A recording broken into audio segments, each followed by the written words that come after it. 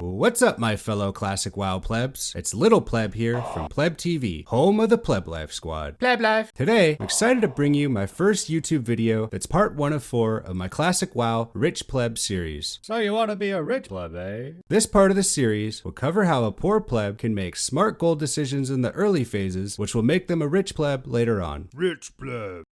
Some topics we'll cover are items you'll get while leveling, and out of those, what to sell, what to hold, items to target at level 60 because they'll explode in price later, and finally, items that hold constant value over each phase. So let's dive in, shall we?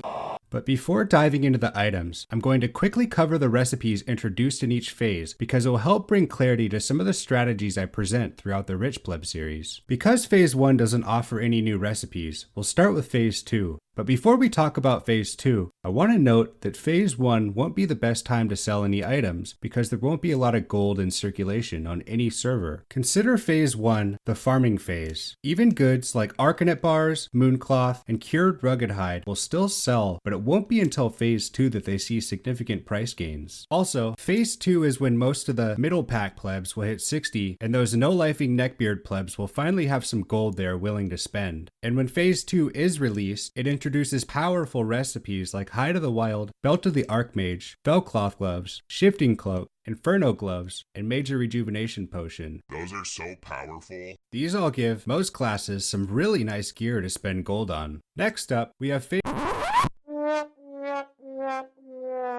Don't be bummed though, because phase 4 is a huge patch for professions. We not only get Zandalari Reputation, giving us amazing recipes like Bloodvine and Primal Batskin sets, Amazing. as well as formulas for oils needed by casters, but it's also when Cenarian Circle Reputation is reworked, adding nature resist recipes for gear needed in AQ40. Amazing. And in phase 5, warriors and fire mage plebs can rejoice because Titanic leggings and elixir of greater firepower will now be available. And all classes can celebrate too, because this is when we get AQ enchanting formulas.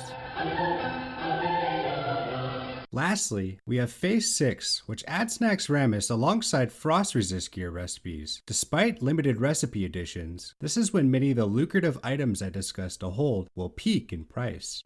Now that we briefly covered the content in each phase, let's get started on the items you'll get while leveling, as well as going into detail about which ones to hold, which ones to buy, and which ones to sell. Please, sir, can you tell me? There's not many items to discuss in levels 1 through 20, so I'll start off with the 20s and 30s. The first item in phase 1 that you'll want to keep an eye out for to buy and hold is large venom sac. These should be cheap, where most plebs will probably just vendor them. Pleb, pleb. However, in phase 2, there will be a small jump in price when the honor system is introduced because most hardcore PvPers will want to stockpile Elixir of Poison Resistance, which is a spammable elixir that self-cleanses up to 4 poisons. That's hardcore, bro. Phase 2 is not the time to sell these though. While the PvP market for them will exist, it is not until phase 5 and 6 where they will peak in value. Having a self-spammable poison cleanse is an incredibly useful tool in both AQ40 and Naxxramas, so most PvE players will want to stockpile them. I'm personally going to buy as many as I can early and hold them until phase 5 or 6. Fused wiring is another item to keep your eye out for to buy and hold. Most people either don't know or realize until after they've sold them too cheap that these are used in repair bots. Pleb, pleb. So it's definitely worth targeting them heavily early in the server, especially if you come across bargains. The best strategy is to buy as many of these as you can very early into the server, and you'll see some nice profits the longer you hold them. I'm gonna be rich. As you get into the 30s and 40s, you'll now have access to farm commodities like elemental fire, earth, and water. Out of the 3, elemental fire and earth have the most immediate use, and because of this, elemental fire will keep consistent price over the first 3 phases until it dips in phase 4 and beyond, while earth should maintain good value over each phase. Though elemental earth doesn't peak in price until phase 5 or 6, that's when they'll be needed by AQ40 and Naxx Raiders to craft greater nature protection potions. I'm personally going to buy any cheap on the auction house and unload them in phase 6. This is definitely when they'll be the most valuable. Okay, smart guy. And at last, we have elemental water. Elemental water is sneaky because it seems useless useless in phases 1 through 5, but it has the potential upside to make you an insanely rich pleb. This is because in phase 6, it will be heavily needed by top-end Nax raiders crafting greater frost protection potions. My personal strategy is that I will stockpile as many pleb alts as I can in phases 1 through 5, then laugh my way to the auction house in phase 6. So now that we've covered items to buy, hold, or sell while leveling, let's introduce some items you'll want to target at level 60. I'm listening.